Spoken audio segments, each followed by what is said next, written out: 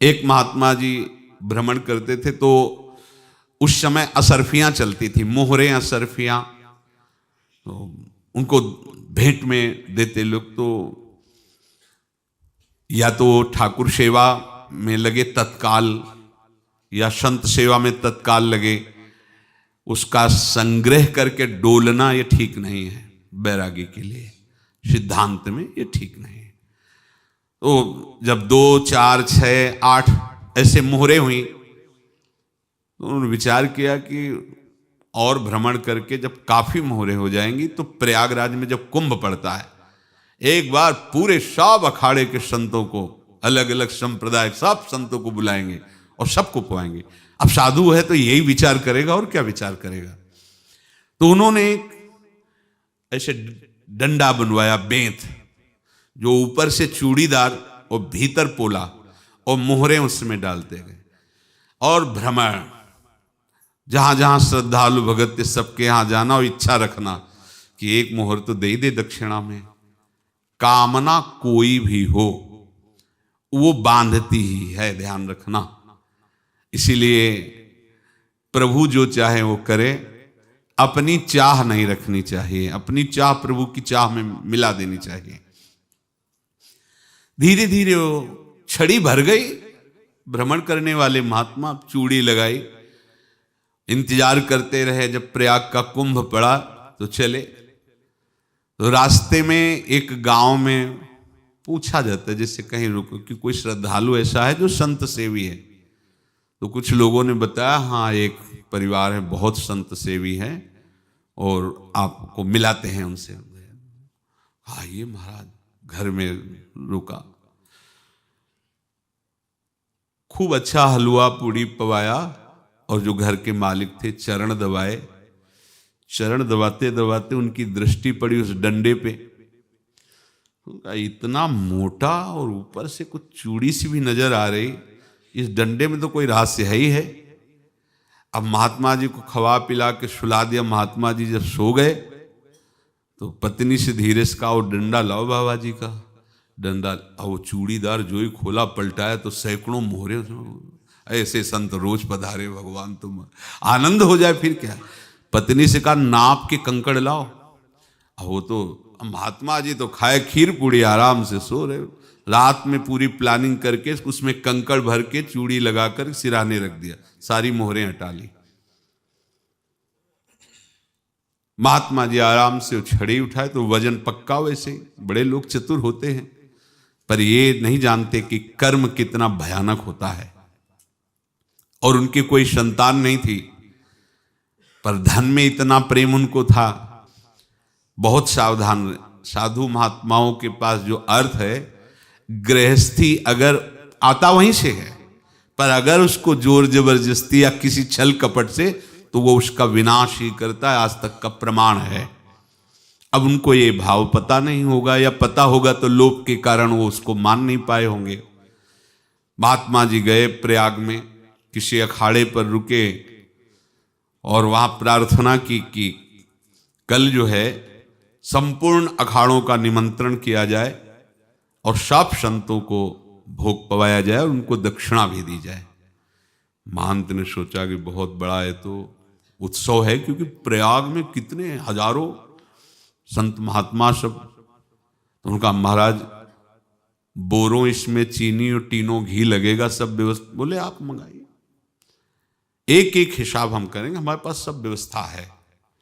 बोले कुछ तो पहले दे दो, वो इकट्ठे देंगे हम। उनको था कि अगर हम छड़ी खोला और 2-4 मोहरे दी, किसी को पता लग गया तो गड़बड़ हो सकती। बोले हम भंडारे के समय आखिरी में सब कुछ आपको दे देंगे। ठीक है। वो अपने पास से पैसे लगाकर खूब जितना सामग्री सब लाए, लाखों की, और सब संतों को निमंत्रण कर दिया। संत जन निमंत्रित हो गए, भंडारा बन रहा है। तब वहां के महंत है और उनका देखो भंडारा भी बन रहा है, संतों को निमंत्रण। अब आप अर्थ की व्यवस्था कीजिए, क्योंकि इतनी बड़ी हमारी सामर्थ्य नहीं थी जितना हमने किसी तरह हमने व्यवस्था की। अब मुझे अर्थ चाहिए, तभी आगे की व्यवस्था बढ़ेगी। संतों को दक्षिणा देंगे और जिनसे अर्थ लिया उनको दे। देखो रसोई बन गई है सब। उनका अच्छा तुम्हें विश्वास नहीं तो ये अभी चूड़ी खोली, उनको तो था ना कि मोहरे हैं, कंकड़।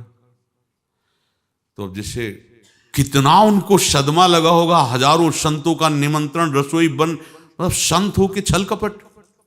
तो उनका महाराज आपने तो हमारा नाश कर दिया, जो महंत थे। अब बताओ, रसोई बन गई, संत निमंत्रित हो गए, और आप ये कंकड़ दिखा रहे हैं हमको। आपने तो हमें बर्बाद कर दिया, हमारी इतनी सामर्थ्य नहीं थी, आप पहले बता देते, संत होकर ऐसा छल कपट। अब वो बोले तो क्या बोले, क्योंकि उनको पता था कि मोहरे हैं इसमें। अंदर से उनका चिंतन गया उसी सेठ के पास, अच्छा ऐसा धोखा हमारे साथ किया, भोगोगे तुम। ये जो निकलता है ना भोगोगे, ये अकाट्य होता है। क्योंकि किसी का भी हृदय, मान लो किसी भी जीव जंतु को आप कष्ट दें और उसका हृदय आह भर जाए, तो वो आह वज्र की लेख है, तुम्हें भोगना पड़ेगा। वो देखो भीष्म जी को भोगना पड़ रहा है ना, सांप को ऐसे धनुष की नोक से उठाया और बंबूल के कांटों के ऊपर फेंक दिया, कई दिन तक सेदा हुआ, वो आह भर करके मरा। तो आपको 6 महीने बाणों की सैया पर आह किसी की ना लेना जिंदगी में। कोई ऐसा कोई आह भर करके कह दिया तुम समर्थ हो, हम तो कुछ कर नहीं सकते, और अंदर से दुख, फिर तुम्हारी सामर्थ्य काम नहीं करेगी, मिट्टी में मिला देगी। फिर ये तो संत थे, और भगवत आराधना के लिए, संत आराधना के लिए ही ऐसा किए हुए थे। अब इनका कैसे मुंह दिखाएं, अब क्या करें। सुबह संत जन आएंगे, सबके बीच में हमारी कि देखो इन्होंने, अब क्या करें। गए और संगम में जाके छलांग लगाई, अपने प्राण त्याग दिए।